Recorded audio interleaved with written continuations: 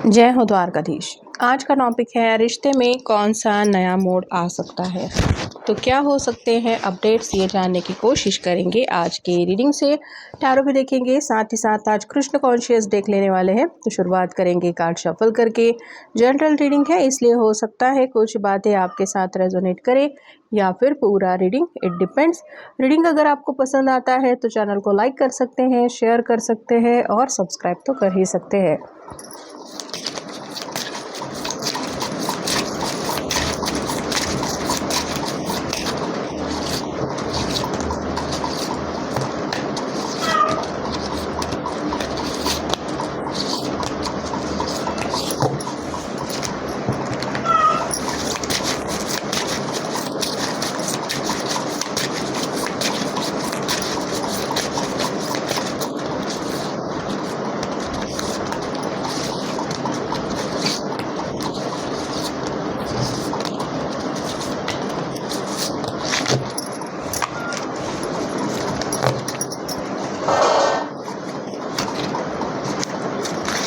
पहला जो कार्ड मिला है वो है द हाई प्रीस्टेस का। यहाँ पे मिस्टीरियस एनर्जी ज़्यादा फील हो सकती है आपको।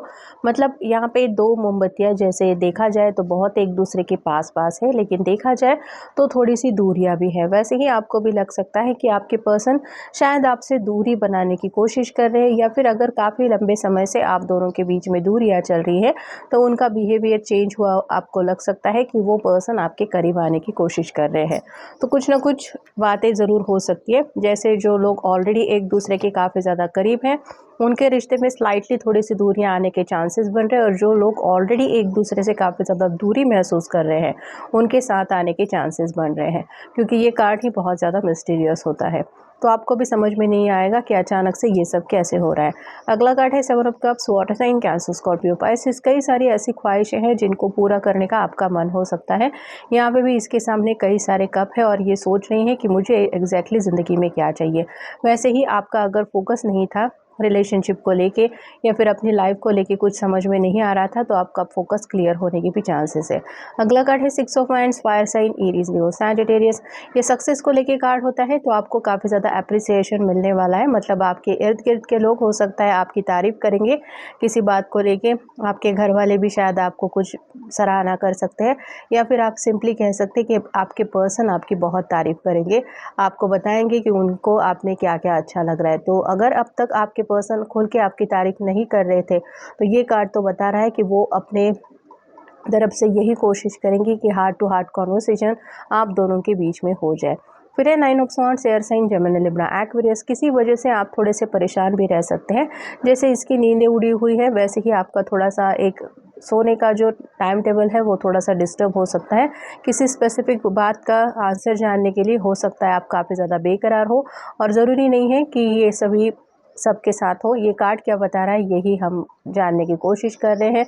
तो एक उम्मीद की किरण तो आपको नज़र ज़रूर आएगी, लेकिन थोड़ा सा आप परेशान रह सकते हैं अगर ज़्यादा सोचने बैठ जाए तो। अगला कार्ड है five of wands, fire sign, Aries, Leo, Sagittarius.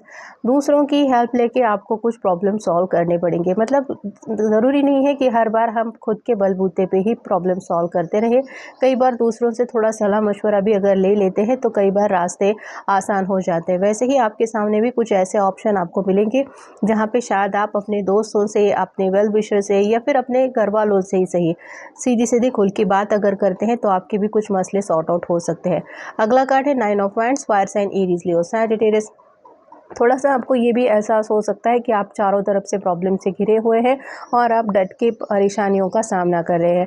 लेकिन पहले ही जैसे फाइव ऑफ वांड्स का कार्ड हमें मिल चुका है, वैसे ही आपको ये भूलना नहीं है कि आपके इर्द गिर्द कई सारे लोग हैं जो आपको सच में मदद करने के लिए तैयार है। आपको बस उनका हेल्पिंग हैंड आगे मांगना है या फिर उनको मदद के लिए आगे बुलाना है, ताकि आप अकेला महसूस ना करें। नेक्स्ट है knight of pentacles, earth sign, Taurus, Virgo, Capricorn. अपने कुछ तो दिल की ऐसी चाहत है जो पूरी करने का आपके दिलो दिमाग पे जुनून छाने वाला है, और जहाँ पे आप शायद अपने घर वालों से भी हो सकता है कुछ खुल के बातचीत करेंगे। अगर अब तक आपने बातचीत नहीं की है अपने लव लाइफ के बारे में, आपका मन कर सकता है कि मैं खुल के बता दूं कि आखिर मैं ज़िंदगी में क्या चाहता हूँ या क्या चाहती हूँ। अगला कार्ड है द टावर का। ये चेंज को लेके भी कार्ड होता है। तो कुछ प्लान आपने अगर ऑलरेडी किया है, उस प्लान में कम्प्लीटली एन मौके पे आपको चेंजेस करने पड़ सकते हैं और कुछ नया स्टार्ट करना पड़ सकता है, जिसकी वजह से स्लाइटली आपको ये भी लग सकता है कि मेरी पूरी जो मेहनत है वो ज़ाया हो गई।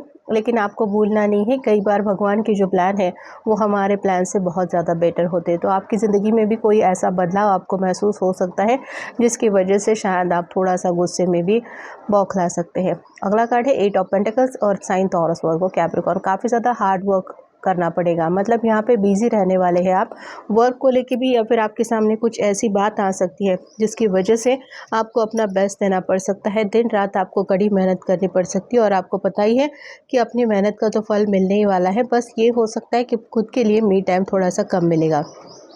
True divine and faith, true devotion and faith. A humble offering is to God is greater than any material wealth.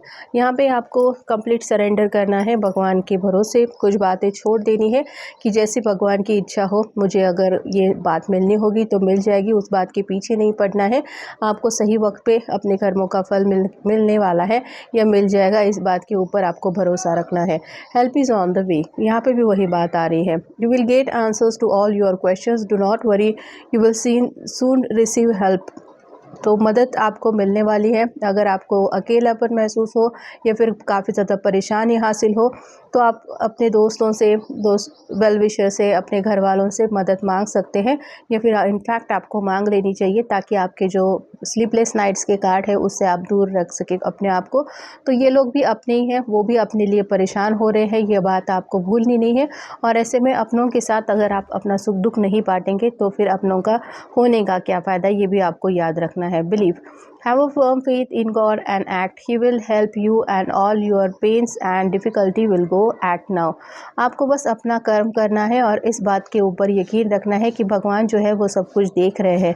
आपने अगर अच्छा किया है तो उन अच्छे कर्मों का फल आपको ज़रूर मिलेगा। परेशानियों से डील करते करते ही सही, लेकिन आगे का रास्ता ज़रूर क्लियर होगा। तो भगवान के भरोसे आपको ज़्यादा से ज़्यादा अपने आप को रखना है, खुद का दिमाग शांत रखने की कोशिश करनी है। दिमाग में अगर गलत चीज़ें भी आ रही है तो भी अपने आप को समझाना है कि भगवान की शरण में हूँ मैं और मेरे साथ सब कुछ अच्छा ही होने वाला है। Abundance, you will receive abundance. खुशियाँ आपके दरवाजे पे ज़रूर नॉक करेगी। बस जो डिवाइन टाइमिंग भगवान ने आपके लिए डिसाइड किया है उस टाइमिंग का आपको सब्र से इंतज़ार करना है और ये इस बात के ऊपर यकीन रखना है कि आप ये सब खुशियाँ डिज़र्व करते हैं और वो खुशियाँ आपकी ज़िंदगी में बस आने ही वाली है।